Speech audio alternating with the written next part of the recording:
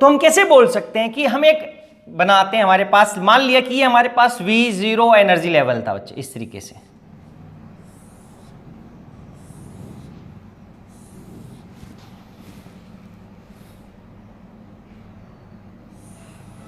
तो ये क्या रिप्रेजेंट कर रहा है, V इक्वल्स टू 0।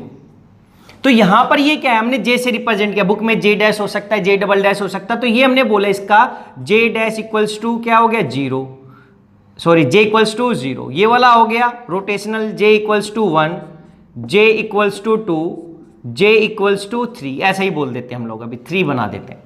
ये था। अब जो हायर वाइब्रेशनल लेवल था हमारे पास हायर एनर्जी का, उसके अंदर भी हमने इस तरीके से बना दिया बच्चे।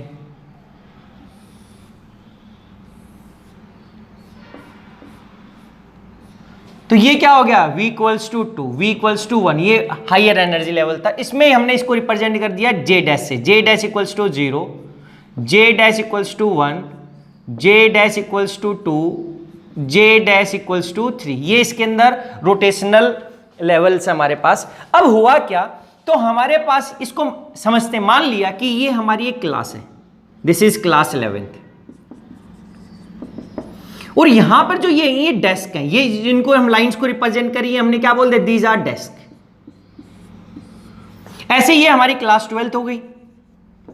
तो क्लास 12th में स्टूडेंट्स होते हैं, वो स्टूडेंट कहां बैठेंगे, अलग अलग डेस्क पे बैठेंगे। अगर लेंथ में बोला तो हमने बोल दिया क्लास 12th होगी एक टाइप से। इसको समझते हैं कि एक क्लास के अंदर अलग अलग, जैसे इसके अंदर क्या था, एक वाइब्रेशनल लेवल के अंदर हमारे पास डिफरेंट रोटेशनल लेवल होते हैं, ऐसे ही एक क्लास उसके अंदर स्टूडेंट होंगे, ये दूसरी क्लास उसके अंदर दूसरे स्टूडेंट है। अगर से V इक्वल्स टू 2 बोला तो उसके बाद कॉलेज का बोल दिया, BSc फर्स्ट ईयर बोल दिया हम लोगों ने। अब क्या हुआ, तो यहां पे जो चेंज आता है वो चेंज क्या बोलता है, अगर मैं V0 से V1 चाहता हूं, अगर मैं क्लास 11 से क्लास 12th में जाना चाहता हूं, तो मेरे पास सफिशियंट एनर्जी होनी चाहिए बच्चे। वो सफिशियंट एनर्जी से क्या है, वो एनर्जी का डिफरेंस होगा, जिसको अभी तक हम लोगों ने इस तरीके से बनाया था, like this is V equals to 0 और ये V इक्वल्स टू 1। अगर इसके एनर्जी डिफरेंस के इक्वल होगा तो मेरा मॉलिक्यूल क्या करेगा, जंप कर जाएगा वहां पे हाई एनर्जी लेवल में। वो तब जा सकता था जब इस मॉलिक्यूल, जो हमने अभी कंडीशन पढ़ी थी कि मेरा वाइब्रेशनल स्पेक्ट्रा कम मिलेगा, जब वाइब्रेशन की वजह से जो उसकी ओसिलेटिंग जो मैग्नेटिक इलेक्ट्रिक फील्ड आएगी, उसकी फ्रीक्वेंसी हमारी इलेक्ट्रोमैग्नेटिक रेजोनेंस के अकॉर्डिंग जो इलेक्ट्रोमैग्नेटिक रेडिएशंस की फ्रीक्वेंसी तो अब्जॉर्ब कर लेगा और वो हायर एनर्जी लेवल में चला जाएगा। यहां पर इसकी कुछ ज्यादा हमारे पास फ्रीक्वेंसी होगी ओसिलेट होने की, जो इसकी मैग्नेटिक इलेक्ट्रिक फील्ड जनरेट होगा, तब अगर इसकी इक्वल हो जाएगी इलेक्ट्रोमैग्नेटिक, तो ये V इक्वल्स टू 2 में चला जाएगा। तो है तो एक पर्टिकुलर एनर्जी डिफरेंस, या हम बोलेंगे कि जितना इनका एनर्जी डिफरेंस है V0 V1, उतनी एनर्जी की इलेक्ट्रोमैग्नेटिक रेडिएशन आ जाए तो ये 0 से किस में चला जाएगा, 1 में चला जाएगा। अब हुआ क्या, देखो इसका मतलब अगर क्लास 11 से क्लास 12th में जाना है तो उसको पासिंग मार्क्स लेने पड़ेंगे 33 से अबव। अगर 33 तभी वो जाएगा, अदरवाइज वो नहीं जा सकता। अब ये क्या होगा, जो ये चेंज हो रहा है, this change is through, this change is not through desk change. Desk change का मतलब क्या बोलते हैं बच्चे, इसको समझने के लिए लिखा हम लोगों ने कि मान लिया कि ये 0 डेस्क था, यानी कि स्टार्टिंग वाला था 0, फिर क्या था, या आपने बोल दिया कि जो ये 0 था ये लास्ट वाला डेस्क का, लास्ट डेस्क, जिसको बोल सकता हूं लास्ट डेस्क। अगर आप नेक्स्ट क्लास में बच्चे को भेजना चाहते हो तो ऐसा नहीं होगा कि वो पहले लास्ट से थोड़ा सा प्रमोट करोगे, आप उसको कौन सी पे, फर्स्ट पे, फिर सेकंड पे, फिर थर्ड पे, फिर फ्रंट से, फिर वो दूसरे रूम में, ऐसा नहीं जाएगा। अगर उसने मासिंग पास लिए तो डायरेक्ट यहां से कहां जा सकता है, दूसरे रूम में जा सकता है। लेकिन अब जरूरी नहीं है कि अगर वो यहां इस रूम में लास्ट बेंच पे बैठा था तो अगले रूम में भी जाके 12th क्लास में भी जाके वो लास्ट में बैठे, वो फर्स्ट पे बैठ सकता है, सेकंड पे। इसका मतलब क्या हुआ कि वो क्लास 11 से 12th में तो गया, लेकिन वो थ्रू डेस्क चेंज नहीं गया। इसका मतलब क्या हुआ, ऐसा नहीं कि पहले अगर उसकी वो J equals to 0 rotational energy, इसका मतलब कि वो वाइब्रेटिंग तो कर रहा है, उसके साथ साथ वो मॉलिक्यूल रोटेट भी कर रहा है। अब वो डिपेंड कर रहा है कैसा रोटेट कर रहा है, कितनी फ्रीक्वेंसी से कर रहा है। जितनी ज्यादा उसकी फ्रीक्वेंसी होगी उन सभी के अंदर देखो क्या, बेशक से वो 0 में हो, 1 में हो, 2 में हो, 3 में हो, अब उनकी क्या रोटेशन की जो फ्रीक्वेंसी इंक्रीज हो रही है, 0 में कम है, 1 में और ज्यादा हो गई, 2 में और ज्यादा। लेकिन इसके साथ साथ जो ये सभी की मॉलिक्यूल जो यहां पे होंगे, वो सभी के अंदर जो वाइब्रेशन की जो फ्रीक्वेंसी होगी उन सभी मॉलिक्यूल्स में क्या होगी, सेम होगी। बेशक से वो 0, 1, 2, 3 में है, लेकिन उन सब की जो वाइब्रेशंस की फ्रीक्वेंसी वो सेम है, इसलिए वो V इक्वल्स टू 0 में।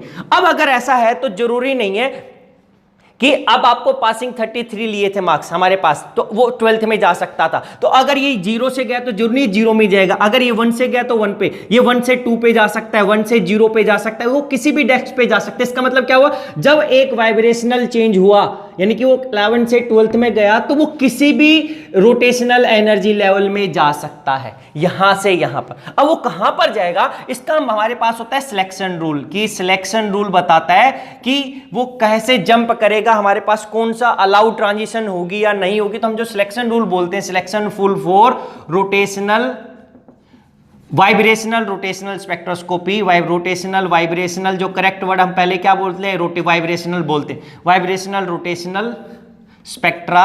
ये क्या हो जाएगा बच्चे, इसके लिए हम बोलते हैं डेल्टा वी, तो क्या आएगा +-1, और जो डेल्टा जे है वो भी क्या है +-1। इसका मतलब क्या हुआ, देखो अगर यहां से हमारे पास, अगर हम बोलिए कि यहां पे हम बोल देते हैं कि अगर डेल्टा v इक्वल्स टू +1 है, +1 का मतलब है वो v इक्वल्स टू 0 से v इक्वल्स टू 1 पे चला गया, तो डेल्टा v क्या हो गया +1, तो ये +1 हो गया। लेकिन क्या हुआ, अब डेल्टा जे वो कैसा है +-1 हमारे पास अलाउड रूल होता है, लेकिन अगर वो डेल्टा जे इक्वल्स टू 0 आ जाए, कहने का मतलब क्या हो गया बच्चे, कि वो यहां पर जे के अंदर लोअर में जे की वैल्यू क्या थी 0, और वो जंप करके जे डैश के अंदर भी किस में चला जाए 0, तो ये जो जे इक्वल्स टू 0 है ये lowest rotational energy level, this is the lowest rotational energy level in J v equals to 0, ये v इक्वल्स टू 0 का लोवेस्ट रोटेशनल एनर्जी लेवल था। यहां पर ये क्या है, lowest rotational energy level, lowest energy level in v equals to 1, ये v equals to 1 का, ऐसे ही ऊपर वाले का होगा। अगर ऐसा हो गया तो डेल्टा जे क्या हो जाएगा 0 हो जाएगा। अगर कह रहा है डेल्टा जे 0 हो गया बच्चे हमारे पास, तो उस टाइम पे हमारे पास जो डेल्टा ई आएगा, डेल्टा ई क्या था हम लोगों ने, देखो ई क्या लिखा था हम लोगों ने, भी निकाला था, ई की वैल्यू क्या आ जाएगी b इंटू जे +1, ये निकाला था, प्लस आगे हम लोगों ने लिख दिया था v +1/2 ओमेगा ई -v +1/2 का square omega E into x.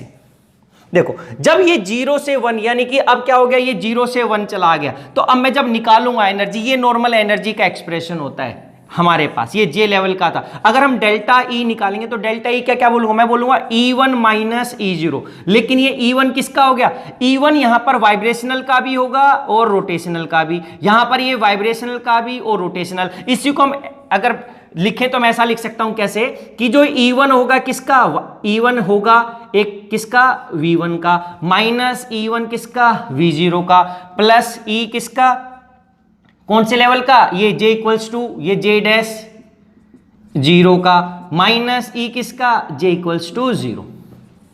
अरे यही तो हो गया कि ये टोटल क्या है। अगर हम एनर्जी डिफरेंस निकालूंगा तो मेरे पास जो एनर्जी डिफरेंस आएगा, अगर मैं देखना चाहता हूं क्या आना चाहिए, कि मेरे पास ये था, कह रहा है अगर डेल्टा जे 0 हो गया तो डेल्टा जे 0 कब होगा, अगर वो यहाँ के 0 से 0 में चला जाए, या इसके यहाँ से 1 से किस में चला जाए 1 में। तो अगर हम 0 से हम बोल देते हैं तो 0 से ये 0 ट्रांजिशन हो जाएगी बच्चे, 0 से 0, या इसके 1 से 1 में, यानी कि इसके जो रोटेशनल एनर्जी लेवल वो सेम रहेगा, वाइब्रेशन में चेंज हुआ लेकिन सेम रोटेशनल एनर्जी का नंबर था। तो अगर ऐसा करेंगे तो देखो E1 V1 minus E1 V0, तो जब हमने इसका निकाला E1 V1 minus E1 V0, तो इसकी एनर्जी हम लोगों ने निकाली थी, इसकी एनर्जी हमारे पास क्या आई थी, this is equals to anharmonic oscillator के लिए जो एन हार्मोनिक हम लोगों ने बोला था हमारे पास सिंपल हार्मोनिक ऑसिलेटर, तो E1 की वैल्यू आ गई थी हमारे पास v +1/2 ओमेगा ई, तो यहां से आएगा 3/2 ओमेगा ई, क्योंकि इसके अंदर हमने वैल्यू रखी 1, तो 1 रखेंगे तो 1 3/2 ओमेगा ई, माइनस यहां पे फिर हमने लिखा तो 9/4 ओमेगा ई एक्स ई, माइनस करेंगे ओमेगा, ये माइनस आ जाएगा, माइनस आएगा तो कितना आ जाएगा 0 रखेंगे तो 1/2 ओमेगा ई, फिर क्या हो जाएगा प्लस, क्योंकि माइनस माइनस प्लस, इसके अंदर हम लोगों ने क्या रखा 0 रखा, तो ये क्या हो गया 1/4 ओमेगा ई एक्स ई।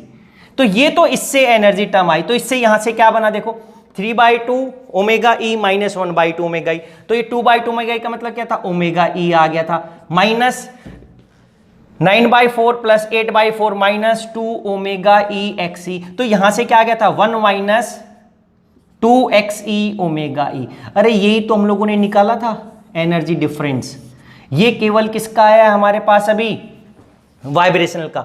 अगर हम रोटेशनल का कर देते, देखो अब ये क्या है रोटेशनल का, अब यहां पे रोटेशनल का किसका है, J इक्वल्स टू 0 का ये, तो एक बार मैं J डैश की वैल्यू रखूंगा यहां पर इसके अंदर J डैश, एक बार मैं क्या लिखूंगा J, लेकिन J डैश भी 0 है और J भी 0, तो ओवरऑल दोनों क्या हो जाएंगे 0, क्योंकि यहां पर इसकी जो एनर्जी एक्सप्रेशन होगा वो क्या होगा, देखो B J dash J plus 1 centimetre inverse में होता है, माइनस ये क्या होगा B J into J plus 1 ऐसा, लेकिन J भी 0 है और J डैश भी 0, तो ओवरऑल ये दोनों क्या हो जाएंगे 0, तो ओवरऑल ये भी 0 ये भी 0, तो ओवरऑल क्या हो गया हमारे पास यही आएगा। अगर ये एनर्जी होता है तो हम बोलते हैं इनको क्यू लाइंस, क्या बोलते हैं क्यू लाइंस। क्यू लाइंस का मतलब हो गया कि बच्चे हमारे पास कि जो डेल्टा ई आएगा वो इक्वल्स टू वी नोट आ जाएगा, वी नोट इसको हम रिप्रेजेंट कर देते हैं, जब E1 माइनस ई नोट लिखा जिसको 1 माइनस 2 एक्स ओमेगा लिख दिया, दिस इज इक्वल्स टू हम वी नोट लिख देते हैं, वी नोट, इसको हम बोल देते हैं फंडामेंटल एब्जॉर्प्शन, फंडामेंटल एब्जॉर्प्शन, इसका नाम कर दिया फंडामेंटल एब्जॉर्प्शन। और इस लाइन को हम बोल देते हैं क्यू लाइंस, या हम फंडामेंटल बैंड या बैंड ओरिजिन या fundamental band oblique band origin बोल देते हैं, कि जब रोटेशनल में कोई चेंज नहीं आए लेकिन उसका लेवल सेम रहे, वाइब्रेशनल में चेंज आ जाता है, तो इसको फंडामेंटल एब्जॉर्प्शन या फंडामेंटल ये बैंड ओरिजिन बोल देते, इसको वी नोट से रिप्रेजेंट कर दिया हम लोगों ने।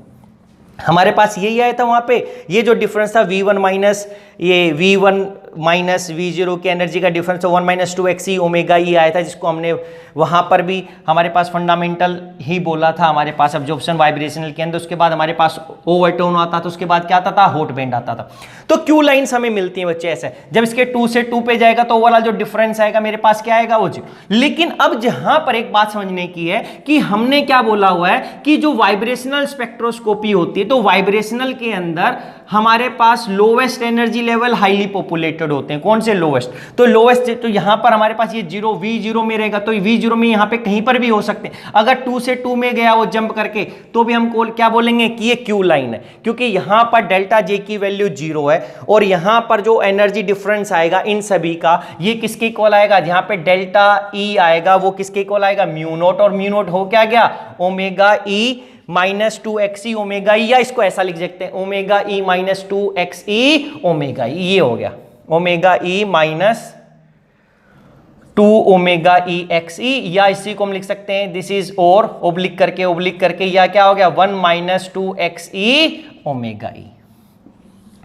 ये हो गया बच्चे, ये इसका एनर्जी एक्सप्रेशन हो गया, this is the energy expression for Q lines. अब इसी को बोल देंगे कि एनर्जी एक्सप्रेशन बोले क्यू लाइंस के लिए, तो ये एनर्जी का एक्सप्रेशन हो गया हमारे पास, डेल्टा ई का डिफरेंस आ गया, energy expression for Q lines. तो हम लिख सकते हैं यहां पर क्या कि सिलेक्शन रूल तो ये 2 थे हमारे पास, डेल्टा वी और डेल्टा ये आ गया। अगर हमारे पास इफ, यहां से लिख सकते हैं if delta J equals to 0, J equals to 0 से J डैश इक्वल्स टू 0 में ट्रांजिशंस गया, तो हम बोल सकते हैं एनर्जी एक्सप्रेशन फॉर, तो हम इसी को बोल सकते हैं then energy expression for Q lines. Q lines की ये कंडीशंस को क्यों बोलते हैं, लेकिन हमारे स्पेक्ट्रा के अंदर बच्चे एक इसके आगे भी लाइंस मिलती हैं, उनकी इंटेंसिटी ज्यादा होती हैं, उनको हम आर लाइंस बोलते हैं। उसके लेफ्ट और राइट में भी हमें लाइंस मिलती हैं जिसकी इंटेंसिटी अलग अलग होती है, एक को हम पी लाइंस बोलते हैं, एक को आर लाइंस। देखते हैं वो कैसे जनरेट होती है, उसकी कंडीशन क्या, क्योंकि हमारा जो ओवरऑल जो था सिलेक्शन रूल वो क्या था +-1। अगर ये 0 था हमने इसको बोल दिया क्यू लाइंस। अब अगर ये डेल्टा J क्या हो जाता है +1 हो जाता है, तो हम उसका एनर्जी एक्सप्रेशन कैसे निकालेंगे आर लाइंस का, और या हम उसको कैसे रिप्रेजेंट करेंगे अब देखते हैं। देखो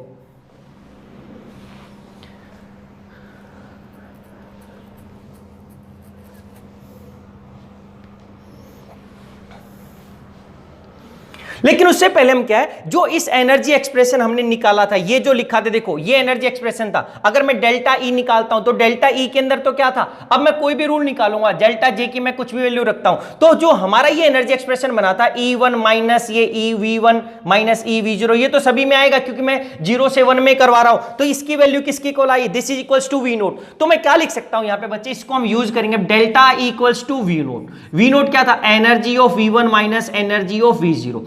अब क्या होगा, plus energy of E J dash minus energy of J, हम ऐसा बोल सकते हैं। इस एनर्जी एक्सप्रेशन को मैं यूज करूंगा बार बार। मैं डायरेक्ट क्या करूंगा, वी नोट की तो वैल्यू रखूंगा, जो फंडामेंटल बैंड आ रहा है हमारे उसकी वैल्यू रखूंगा मैं डायरेक्ट, ये ओम 1 माइनस 2 ओमेगा ई, और यहां पर जो यहां पर है तो हमें एनर्जी जे की वैल्यू के अकॉर्डिंग हम उसकी एनर्जी निकालेंगे, क्योंकि इसका जो फॉर्मूला है वो तो क्या है, B J into J plus 1, तो यहां पर इसकी वैल्यू रखेंगे बार बार। तो इस फॉर्मूले को हम यूज करेंगे जो एनर्जी का एक्सप्रेशन देगा फॉर डिफरेंट ये condition, delta J -1, delta J +1, delta J equals to 0। जब 0 हो गया तो ये इस तरीके से हो गया। तो ये अभी हम यूज करने वाले बच्चे energy expression. We get spectral lines on both sides of band origin, the lines which are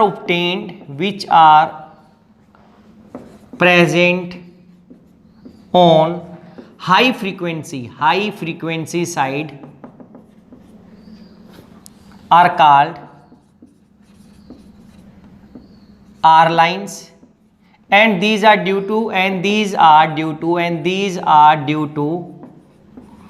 rotational transition, these are due to rotational transitions। या हम इसी में लिख सकते थे, we get spectral lines on both side of band origin due to rotational transitions,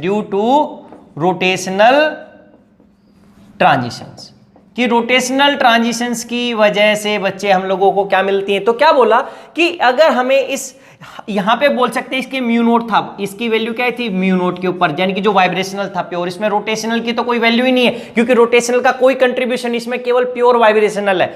अगर बोला कि इसके हाई फ्रीक्वेंसी, अगर इसकी जो यहां पे फ्रीक्वेंसी, इसको हमने बोल दिया high frequency side, this is high frequency, इसको बोल दिया इस साइड लो फ्रीक्वेंसी, जितनी दूर जाएंगे उतनी कम फ्रीक्वेंसी उस साइड जाएंगे। तो क्या बोला कि अगर इस साइड लाइन हो तो इसको हम बोलते हैं पी लाइंस, यहां पे जो लाइंस मिलेंगे हम उसको बोलते हैं पी लाइंस। तो क्या हुआ, अगर ये 0 से अगर इधर 1 में चला जाए, या इधर ये 1 से किस में चला जाए 2 में चला जाए, इसका मतलब क्या है, इसको हम बोलते हैं आर लाइंस। जब यहां पे जो डेल्टा जे की वैल्यू वो प्लस आ जाए, और डेल्टा जे की वैल्यू प्लस का मतलब है हाइयर, इसमें एक रोटेशनल एनर्जी लेवल का जंप हो जाए, 0 से किस में गया 1 में गया, 1 से 2 से किस में चला गया 3 में, आर लाइंस हो गया, ये हाई फ्रीक्वेंसी साइड होती। तो यहां पे ऐसा बोला, अगर ये बोल रहा है कि इस साइड आ जाए, क्या हुआ, if the lines which are present on low frequency side are called P lines and these are due to rotational transitions, ये भी रोटेशनल की वजह से होंगी। क्या हुआ, इस पी लाइंस को हम ऐसा बोलते हैं पी लाइंस बच्चे, इसमें जो डेल्टा जे की वैल्यू वो कैसी -1, क्योंकि जो हमारा फॉर्मूला था डेल्टा जे क्या हो सकता था +-1 अलाउड था हमारे पास। तो क्या हुआ -1 कैसे, जब ये इस 1 से जाएगा और किस में आ जाए 0 पे, यानी कि यहां प्लस से यहां पे, ये 2 से किस में चला जाएगा 1 के अंदर चला जाए। तो ओवरऑल मेरा क्या होगा, एक का डिक्रीज, डेल्टा जे की वैल्यू क्या होगी -1 आ जाएगी हमारे पास। अगर ये ऐसा हो गया तो हम बोलते हैं दीज आर पी लाइंस या लो फ्रीक्वेंसी। तो यहां पे लिखेंगे the lines which are present on low frequency side are called P lines, and these are also due to rotational transitions। Overall हमें विंग टाइप स्ट्रक्चर मिलेंगे, देखो अभी दिखाते हैं कैसे बच्चे। अब हुआ क्या, ये दो चीजें, तो हम क्या लिख सकते हैं, energy expressions for now, energy expression for now energy expression for R and P lines। अब एनर्जी एक्सप्रेशन देखेंगे। सबसे पहले क्या देखा, एनर्जी एक्सप्रेशन फॉर, तो इसमें दो केस हो जाते हैं। केस 1 देखो, एनर्जी एक्सप्रेशन जब हम देखते हैं तो सबसे पहले देखते हैं अगर वाइब्रेशन और रोटेशन के बीच में नो इंटरेक्शंस है, if there is no vibrational rotational interactions that is हम बोल सकते हैं अगर होगी तो जो इसके अंदर मैं जो रोटेशनल एनर्जी लेवल के बीच में जो डिस्टेंस होता था वो क्या होता था 2b, और यहां पे j डैश बोलो तो यहां पे मैं बोल सकता हूं 2b डैश। तो बच्चे बोला that is b is equals to b dash, या मैं बोल सकता हूं b dash equals to b double dash. इसका मतलब दोनों की वैल्यू सेम है। अगर मैं इसको j डबल डैश से रिप्रेजेंट करता तो यहां पे रोटेशनल जो ये कांस्टेंट था उसकी वैल्यू यहां पर इस वाइब्रेशनल जीरो लेवल में और इसके अंदर दोनों की वैल्यू सेम हो गई, तो हम बोल देते हैं कि उसके अंदर कोई वाइब्रेशनल रोटेशनल इंटरेक्शंस नहीं है बच्चे, और वहां पर b equals to b dash या b dash equals to b double dash होगा। अगर ऐसा हो तो हम सबसे पहले निकालेंगे एनर्जी एक्सप्रेशन फॉर, अब हम निकाल सकते हैं केस 1 के अकॉर्डिंग कि यहां पर हम p और r लाइंस के लिए एनर्जी एक्सप्रेशन निकाल रहे हैं, और पहले क्या हुआ है, नो वाइब्रेशनल और रोटेशनल इंटरेक्शंस है, यही हमने माना। तो हमने क्या बोला, अगर ऐसा होगा तो इनकी वैल्यू सेम होगी अलग अलग वाइब्रेशन लेवल में, तो हम बोलेंगे energy expression for R lines या आर लाइंस, और हम जो अब ये निकालेंगे हम यहां से फर्स्ट, अगर हमने केस 1 बोल दिया तो हमने पास ये निकालना चाहते हैं अब एनर्जी एक्सप्रेशन। तो एनर्जी एक्सप्रेशन हम कैसे निकालेंगे आर लाइंस का, तो अब बच्चे हम लोगों ने निकाला था क्या, जो डेल्टा ई था, delta E is equals to V into J, हमने क्या लिखा था वी नोट प्लस बी क्या हायर एनर्जी लेवल का, तो क्या लिखा था J dash B J dash into J dash plus 1 minus B J into J plus 1। हम ये लिखते हैं कि हायर लेवल का माइनस किसका, लोअर एनर्जी लेवल का। अब ये हम लोगों का एनर्जी एक्सप्रेशन बन गया। अब इसकी अगर वैल्यू पुट अप करें, अब देखो हुआ क्या, अब हमें पता है कि आर लाइंस के लिए डेल्टा जे की वैल्यू क्या होगी, हमें पता है +1 होना चाहिए। डेल्टा जे प्लस कब होगा, इसका मतलब ऊपर वाला क्या है J dash minus J equals to क्या हो जाएगा +1 1, या इसका मतलब क्या हो गया जे डैश इक्वल्स टू जे +1, ये हो गया। अब मैं जे डैश की जगह क्या रख दूं जे +1, तो यहां पर ये एनर्जी एक्सप्रेशन था, इसके अंदर अगर हम ये वैल्यू रख दे तो हमारे पास एनर्जी की वैल्यू आ जाएंगी यहां पर। तो देखो क्या हुआ, अगर रखा तो डेल्टा ई क्या आ गया, डेल्टा ई किसके लिए निकाल रहे हैं, अब ये डेल्टा ई आ गया और आर की वैल्यू के लिए, आर की लाइंस के लिए हमारे पास इसकी वैल्यू मिलेगी। तो मैं यहां पे जो डेल्टा ई है, तो डेल्टा ई क्या हो गया, डेल्टा ई वीजे आर के लिए this equals to V naught, V naught की वैल्यू क्या रखा, ये क्या आई थी वी नोट, ये फंडामेंटल बैंड की थी, ये क्या था omega E -2 omega E into x e plus, अब बी जे डैश +1, तो इसकी जगह क्या लिखा प्लस बी जे डैश की जगह जे +1, बी जे +1 इंटू जे +1 माइनस बी जे +1, इस तरीके से बच्चे। अब हुआ क्या यहां से, ये तो क्या ओमेगा ई -2 एक्सी ओमेगा ई आ गया, या इसको वी नोट ही रखा ही, तो हमें पता है दिस इज इक्वल्स टू क्या हो गया वी नोट ही रखेंगे। ये वैल्यू बुक्स में लिखी हो सकती है, तो ये तो हमें पता है इसके इक्वल ही है, तो इसको लिखने की जरूरत नहीं, वी नोट। अब प्लस बी जे +1 कॉमन ले लेते हैं, तो बी जे +1 अगर हम कॉमन लिया तो यहां से क्या बचा जे +2 माइनस जे, तो यहां से ये क्या हो गया जे से जे कैंसिल, तो यहां से हमारे पास क्या बचेगा this equals to V naught, ये 2 आ गया 2b जे +1, तो क्या हो गया वी नोट प्लस 2b जे +1। ये एनर्जी एक्सप्रेशन आ जाएगा हमारे पास किसके लिए, आर लाइंस के लिए। डेल्टा ई आ गया, एनर्जी डिफरेंस हो गया। अगर मैं आर लाइंस का देखना चाहता हूं कि इसके लिए डेल्टा ई का डिफरेंस देखना चाहता हूं तो कितना आएगा, या दूसरी के लिए कितना, या तीसरी के लिए कितना, तो अभी हम दिखाते हैं कि एक लाइन कहां पे आएगी, सेकंड थर्ड फोर्थ। तो अब हमारे पास ये एनर्जी एक्सप्रेशन हो गया। अगर मैं यहां पे जे की वैल्यू अलग अलग रखूंगा, ये लोअर एनर्जी लेवल है जे, बुक में आपका अगर जे डैश लिखा है तो वो जे डैश रिप्रेजेंट करेगा लोअर एनर्जी वाइब्रेशनल एनर्जी के अंदर जो रोटेशनल एनर्जी लेवल है। तो हमें याद रखना है कि जो रोटेशनल आर लाइंस के लिए जो आर लाएगा, आर लाइंस के लिए हमारे पास जो एनर्जी आएगा वो क्या आएगा म्यू नोट प्लस 2b जे +1। अब देखते हैं इसके आगे भाई इसका हमें कैसा ग्राफ दिखाई देगा या इसका कैसा स्पेक्ट्रा दिखाई देगा बच्चे। देखो हमारे पास जो एनर्जी एक्सप्रेशन आया था आर लाइंस के लिए वो कैसा आया बच्चे, देखो इधर हमारे पास आया म्यू नोट प्लस 2b जे +1 ही आया। अब मैं देखना चाहता हूं कि मेरी जो फर्स्ट लाइन आएगी R0 लाइन, मैं इसको कैसे रिप्रेजेंट करूं। तो अगर मैं R0 की बात करता हूं, यानी कि मेरा R0 का मतलब है कि मेरे पास यहां पे जो J की वैल्यू वो 0 है, J की वैल्यू क्या होगी 0, अगर वो 0 से स्टार्ट होगी ट्रांजिशन वहां पे +1 में, तो R0 आएगी तो क्या होगा R0 रखूंगा, इसको क्या होगा R0 को रिप्रेजेंट करेगा वो mu naught plus 2b, J की वैल्यू 0 तो ये 2b हो गया क्योंकि ये 0 हो गया, जीरो हो गया तो ये 0 + 1 तो ये 1 ही रहेगा मेरे पास, तो 2b आ गया। ये फर्स्ट हो गया। अगर j = 1 रखा तो R1 से रिप्रेजेंट करेंगे इसको, जो सेकंड इस j = 1 से जो ट्रांजिशन जा रही है बच्चे उसको मैं डेल्टा j, क्योंकि R लाइंस बताता है डेल्टा j = +1, तो R1 को क्या होगा μ0 + 1 रखूंगा तो ये क्या हो जाएगा +4b। फिर क्या हो गया j = 2 को मैं R = 2 से रिप्रेजेंट करूंगा सेकंड लाइन से। अगर वो सेकंड से ट्रांजिशन गई इधर सेकंड से जाएगी तो किस पे चली जाएगी, थर्ड पे चली जाएगी बच्चे। तो यहां से क्या आएगा μ0 + क्या होगा 6b। अब देखो ध्यान से, अगर j = 3 से गई है तो R3 लाइन को, तो ये क्या होगा μ0 + कितना 8b। अब ध्यान से देखो क्या कि अगर मैं इसका स्पेक्ट्रा बनाना चाहूं तो हमें पता है कि Q लाइंस का क्या था μ0, दिस इज द फंडामेंटल, ये fundamental, this is the fundamental, μ = μ0 represent किया था इसको हम लोगों ने। इसके अंदर बच्चे नो, इसके अंदर ओनली वाइब्रेशनल ट्रांजिशन है, ओनली वाइब्रेशनल ट्रांजिशन था, ओनली वाइब्रेशनल ट्रांजिशन था, only vibration, no rotational, no rotational transition, no rotational transition. क्योंकि इसके अंदर जो किस लिए क्या था नो ट्रांस, क्यों, क्योंकि इसके अंदर जो एनर्जी का डिफरेंस था, जो कंपोनेंट था उसमें वो μ0 के इक्वल था, इसमें कोई रोटेशनल का कंपोनेंट ही नहीं था, क्योंकि जो इसमें डेल्टा जे क्या हो गया 0, इसका मतलब रोटेशनल का कोई कंपोनेंट प्योर था।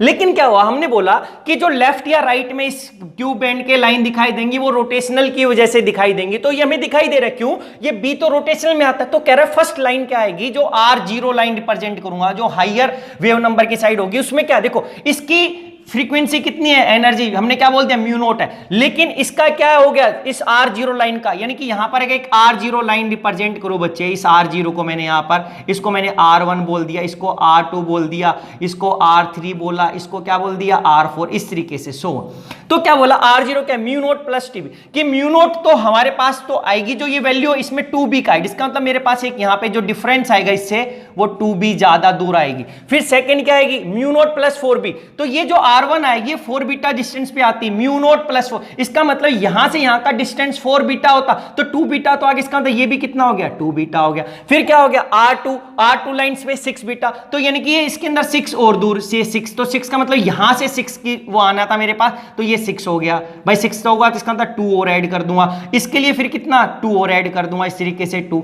अब डिफरेंस क्या है बच्चे, ये आगे क्या हो गया 8 2 4 6 8, इसका मतलब सभी R लाइंस के बीच में जो डिस्टेंस आएगा वो 2 बीटा का आएगा, 2b का, बीटा नहीं सॉरी b, रोटेशनल कांस्टेंट। तो यही हमने किया था कि जब हम रोटेशनल ट्रांजिशंस करते थे तो सभी के बीच में जो डिफरेंस आता था वो कितने का आता था 2 बीटा का, सॉरी 2b का आता था। लेकिन एक क्वेश्चन यहां पे समझने का है बच्चे, हमारी ट्रांजिशन तो V0 से V1 में था, इसलिए क्योंकि हमारे पास ये ग्राउंड स्टेट में सबसे ज्यादा होते हैं, मॉलिक्यूल्स होते हैं V0 में, V1 में कम है। लेकिन हमने ये भी पढ़ा था कि रोटेशनल, जब हमने स्पेक्ट्रा पढ़ा कि ये जो लाइन सारी रोटेशनल की वजह से आ रही हैं, रोटेशनल में सबसे ज्यादा ग्राउंड वाला पॉपुलेटेड नहीं होता, उसमें कोई भी लेवल पॉपुलेटेड हो सकता है। इस V0 में इसमें 0 1 2 3 4 कोई भी पॉपुलेटेड हो सकता है। वो पॉपुलेटेड हम कैसे दिखा सकते थे, J मैक्स से दिखाते थे कि जो पॉपुलेटेड एनर्जी लेवल हो उसकी जो वैल्यू निकाली थी वो kT/2b -1/2 निकाली थी, ये हमने निकाली थी जूल के अंदर। अगर मैं इसी को आंसर लिखता किसके अंदर बच्चे, देखो ये जूल के अंदर निकाला था, अगर मैं इसी को सेंटीमीटर में इनवर्स में निकालता तो इसको 2bhc से कर देता। इसका मतलब जब मैं b की वैल्यू रख दूंगा, टेम्परेचर रख दूंगा, तो मेरे को पता चलेगा कि कौन सा जो rotational energy level maximum populated, जो मैक्सिमम पॉपुलेटेड होगा उसी से तो नेक्स्ट वाले पे, मान लिया कि इसके 2 वाले पे बच्चे देखो समझना ध्यान से, मैंने बोल दिया कि इसका 2 वाला 0 वाले के अंदर जब हम रोटेशनल, ये जो लाइंस मिल रही हैं ये रोटेशनल की वजह से मिल रही हैं, ट्रांजिशंस की वजह से मिल रही हैं, प्योर वाइब्रेशन ये था। तो मेरे पास अब क्या हुआ, अब जब ये 2 से जाएगा, मान लिया कि इसके अंदर जो 2 था वो मैक्सिमम पॉपुलेटेड था, तो इसका मतलब ये 2 से ये 3 पे लाइन जा रही है, ये मैक्सिमम इंटेंसिटी की होगी, तो 2 से 3 पे ये किसको रिप्रेजेंट कर रहा है, ये R0 किसको रिप्रेजेंट कर रहा है, ये R0 रिप्रेजेंट कर रहा है 0 से 1, ये रिप्रेजेंट कर रहा है बच्चे J = 0 से मेरे पास किस पे चला गया 1 पे ट्रांजिशन, ये 1 वाला किसको रिप्रेजेंट कर रहा है कि यहां से 1 से किस पे चली गई 2 पे, ये 2 वाला किसको रिप्रेजेंट कर रहा है 2 से 3, देखो ध्यान से।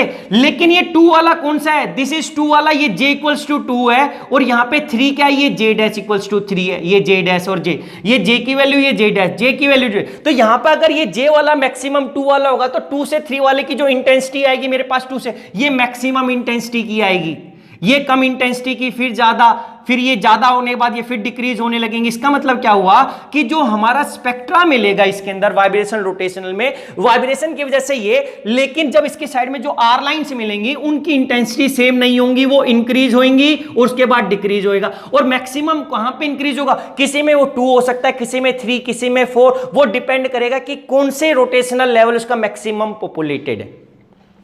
तो ये हम निकालते हैं ऐसा जूल में। अगर इसी को हम निकालते थे किसमें, सेंटीमीटर इनवर्स में, तो इसी को मैं 2BHC लिख देता। तो हम क्या लिख सकते थे सेंटीमीटर्स में, तो हम जे मैक्स क्या लिखते थे बच्चे, जे मैक्स इज इक्वल्स टू ये होता है KT अपॉन 2BHC माइनस 1/2। ये किस में आ जाएगा, सेंटीमीटर इनवर्स में, ये ध्यान रखना।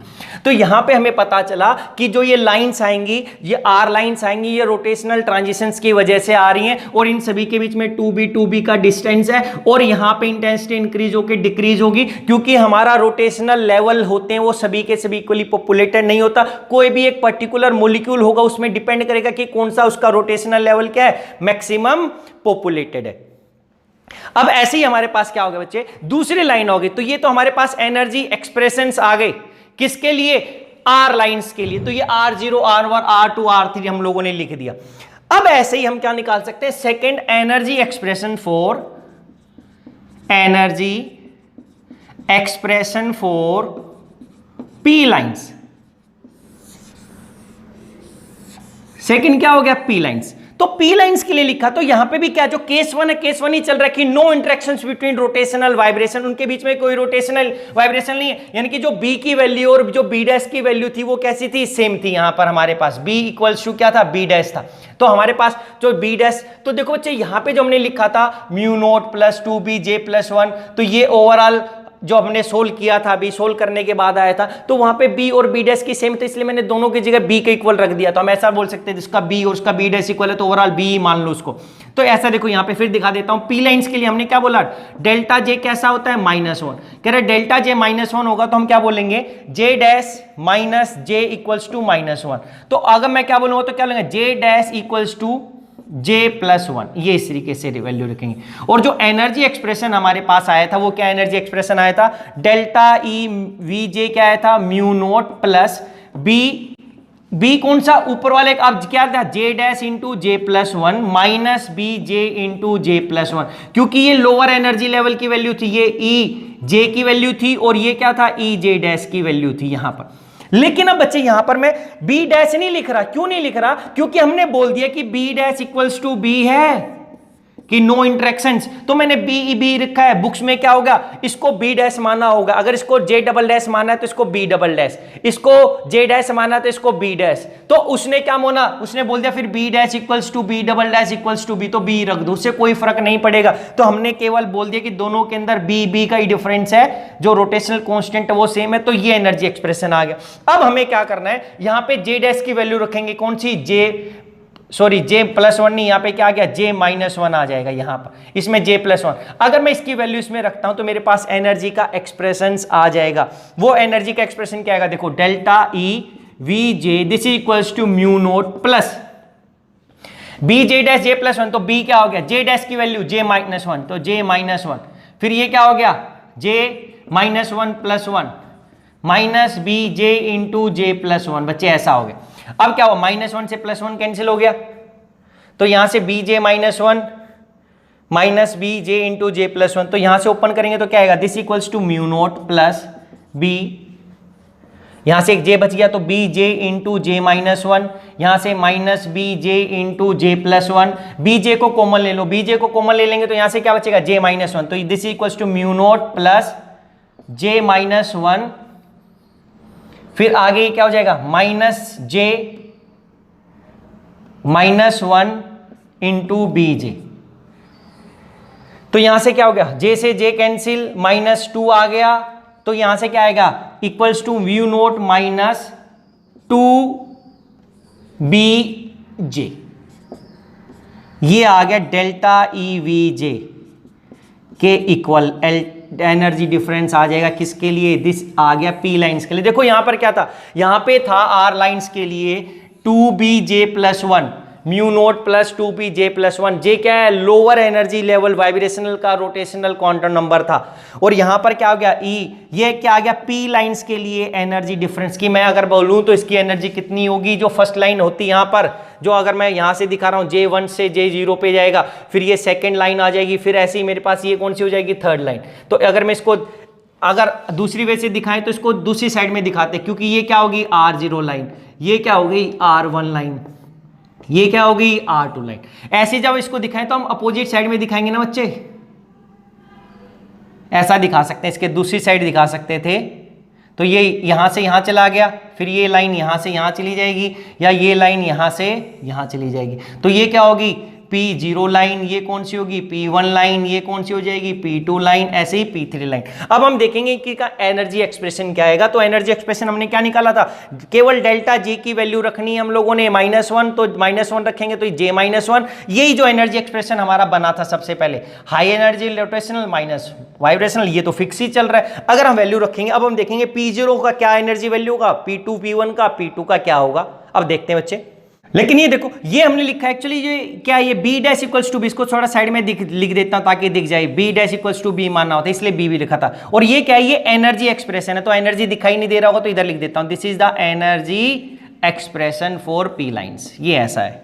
और ये यहां पे थोड़ा शिफ्ट कर देते तो डेल्टा E VJ लिखते हैं, दोनों के दोनों का कंट्रीब्यूशन आ गया, वाइब्रेशनल का भी और रोटेशनल का भी। तो यहां पर ऐसा है, देखो जो जो एनर्जी एक्सप्रेशन लिखा हम लोगों ने delta E VJ P lines के लिए, वो कितना आ गया हमारे पास, यहां पे आया म्यू नोट माइनस 2BJ।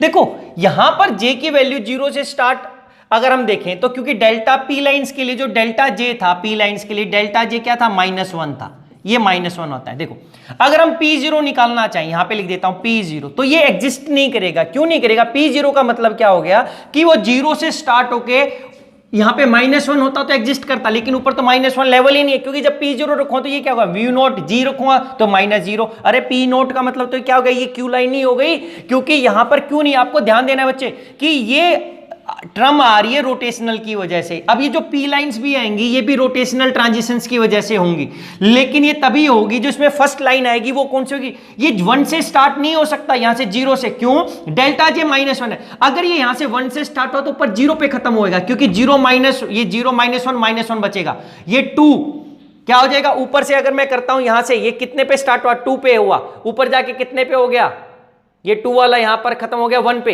तो 1 - 2 कितना बचेगा, -1। ये 3 वाला कितने पे खत्म हो गया, 2 पे, तो 2 - 3 -1, यानी कि एक हाइयर से जाके लोअर पे खत्म होगा। अगर मैंने यहां पर 0 बोल दिया तो 0 से यहां पे तो कोई लोअर है ही नहीं ना, क्योंकि हाइयर से स्टार्ट होके लोअर पे, अगर ये 0 होता तो इधर -1 पे खत्म होता, फिर मैं बोल देता -1 -0 इक्वल्स टू -1। इसलिए P0 तो एग्जिस्ट कर ही नहीं सकता, क्योंकि यहां पर मेरे पास 0 से अगर ये लाइन स्टार्ट होगी तो ऊपर जाके -1 पे जाना था। इसका मतलब है कि यहां पर J की वैल्यू तो कितनी है 0, लेकिन J डैश की वैल्यू होनी चाहिए -1, इसलिए तो क्या था, J dash minus J equals to -1 आना था।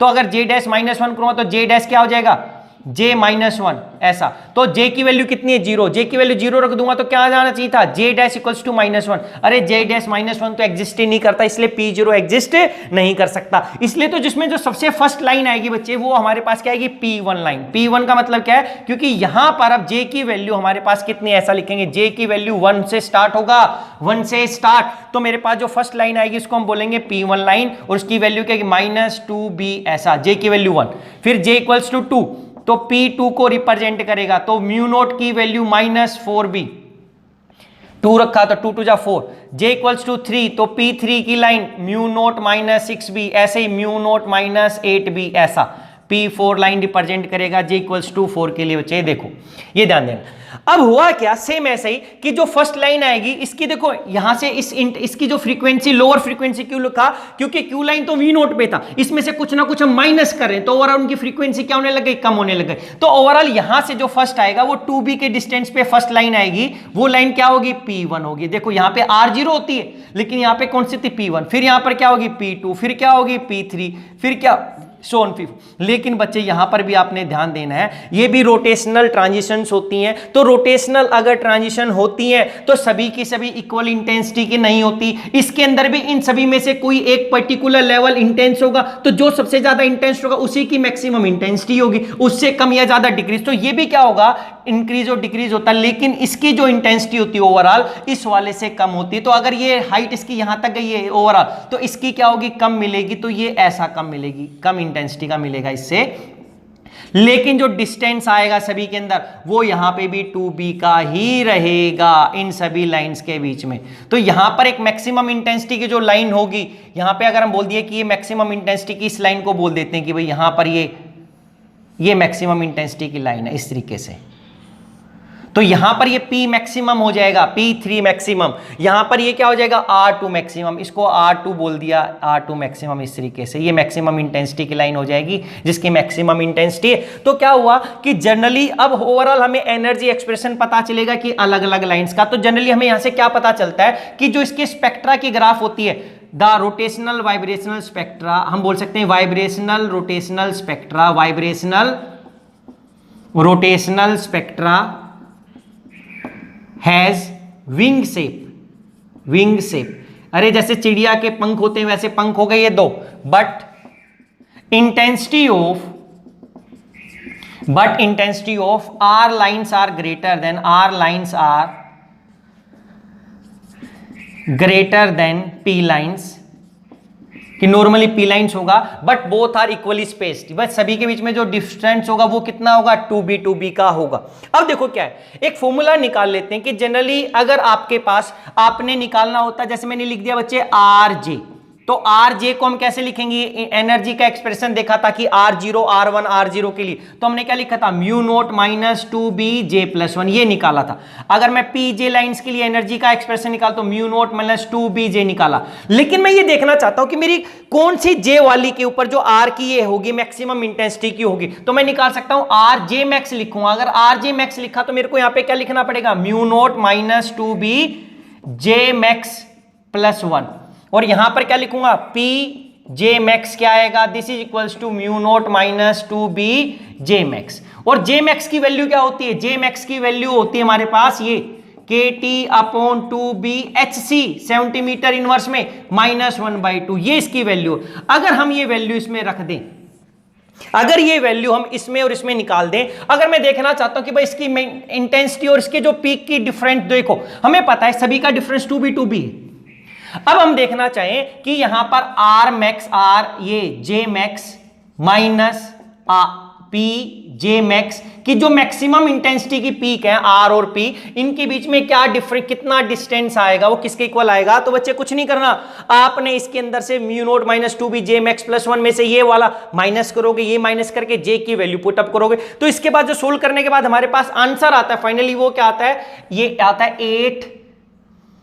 8bkt/hc, ये हमारे पास आंसर आ जाता है ओवरऑल कि यहां पर इन दोनों के जो बीच का डिफरेंस होगा, जो मैक्सिमम इंटेंसिटी की लाइन होगी हमारे पास, एक R लाइन और एक P लाइन, उसके जो बीच का जो ओवरऑल वैल्यू आ जाएगी वो क्या आएगी, 8bkt/hc वैल्यू आती है बच्चे। ये सेंटीमीटर इनवर्स के अंदर, अगर जूल्स में करते तो hc से डिवाइड नहीं, क्योंकि जब 2b कर रहे तो हम जनरली सेंटीमीटर इनवर्स में निकालते, वेव नंबर की फॉर्म में निकालते। तो अभी हमने देखा कि ओवरऑल क्या हो गया कि एक R लाइंस मिलेगी, high frequency side, distance 2b आएगा, वो किसी भी जगह मैक्सिमम इंटेंसिटी की आ सकता है डिपेंडिंग अपॉन कि कौन सा J लेवल पॉपुलेटेड है। दूसरी तरफ P लाइंस आएंगी, वो P1 से स्टार्ट होगी, P2, तो ओवरऑल वैल्यू V नोट में से 2b माइनस करेंगे, उसमें क्या करेंगे हम, प्लस करते हैं। तो हमने R लाइंस के लिए एनर्जी एक्सप्रेशन निकाला, P लाइंस के लिए निकाल दिया था। अब उसका फिर हमने एक पॉइंट देखा कि कैसा आएगा, तो हमने बोला कि जो स्पेक्ट्रा आएगा वो कैसा आएगा, विंग शेप आएगा। अब हम एक दो पॉइंट और आ सकते हैं, ये आपके सिलेबस में एग्जाम में तो नहीं आएगा, ये आफ्टर BSc आ सकता है थोड़ा बहुत कि भाई क्या एनर्जी डिफरेंस है। अगर इसको सोल्व करेंगे तो आपने कुछ नहीं करना, ये वैल्यू पुटअप करनी है, इसको राइट हैंड साइड वालों को माइनस किया, लेफ्ट हैंड साइड वालों को माइनस करोगे और J की जगह ये वैल्यू रख देंगे दोनों के अंदर। सोल्व करने से हमारे पास आंसर आएगा। यहां अगर इसी में देखें बच्चे इफेक्ट ऑफ टेम्परेचर, तो इफेक्ट ऑफ टेम्परेचर से क्या होता है, देखो हम लिख देते हैं, ये तो हमने कंप्लीट कर लिया। तो इसी ग्राफ के ऊपर, इस स्पेक्ट्रा के ऊपर इफेक्ट ऑफ टेम्परेचर क्या आएगा। अगर हम देखते हैं effect of temperature, effect of temperature, देखो टेम्परेचर इंक्रीज करने से क्या होता है ऑलवेज कि ये आपके पास इस तरीके का स्पेक्ट्रा था, ये ऐसी लाइन थी और यहां पर ये इससे ज्यादा इंटेंसिटी की थी। मान लिया ये T1 पे, अगर आप T2 पे करते हो, T2 पे करने से क्या होगा, ये इसकी ये ब्रॉडनेस इंक्रीज हो जाएगी, इसकी भी ब्रॉडनेस इंक्रीज हो जाएगी। ओवरऑल जो इंटेंसिटी की जो पीक है, ये एम्पलीट्यूड है, ये डिक्रीज हो जाएगा, ये T2। अगर बोल दिया T2 is greater than T1 तो क्या होता है कि जो ये इसकी जो ब्रॉडनेस है ये क्या हो जाएगा, विड्थ इंक्रीज हो जाएगी, और सेकेंड जो इसका हाइट है, मैक्सिमम हाइट है, वो क्या हो जाएगी, डिक्रीज हो जाएगी बच्चे। ये आता है हमारे पास इफेक्ट ऑफ टेम्परेचर। तो हम लिख सकते हैं हाइट ऑफ, ये हाइट ऑफ इंटेंसिटी मैक्सिमा क्या होगी, height of intensity maxima decrease. Second जो कर्व्स हैं हमारे पास वो कैसे हो जाएंगी, फ्लैटन हो जाएगी, यानी कि इंटेंसिटी ये बोल सकते हैं कि जो ये पीक पहले यहां पे थी मैक्सिमम वाली, ये अवे मूव कर गई, या इंटेंसिटी मैक्सिमम पीक्स, या हम बोल सकते हैं intensity maxima peaks move out या स्प्रेड आउट, या move away from band origin,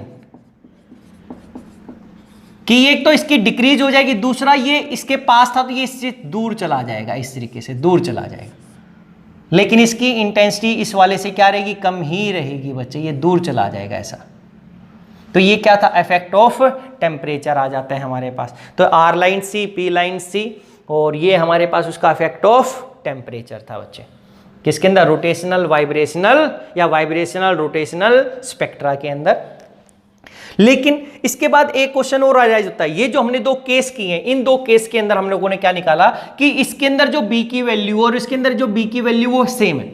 अगर हम बोलें कि वाइब्रेशनल रोटेशनल के अंदर इंटरेक्शन हो रही है तो यहां पे जो बी और बी डैश की वैल्यू वो सेम नहीं होगी। उस टाइम पे जो हमारा जो ये एनर्जी एक्सप्रेशन आया था, यहां पे जो एनर्जी एक्सप्रेशन निकाला था हम लोगों ने V नोट माइनस 2bj, और उसमें V नोट माइन ये प्लस 2bj प्लस 1, वो क्या हो जाएगा, चेंज हो जाएगा। तो देखेंगे कैसे चेंज हो जाएगा। हम केस सेकंड करते हैं अभी।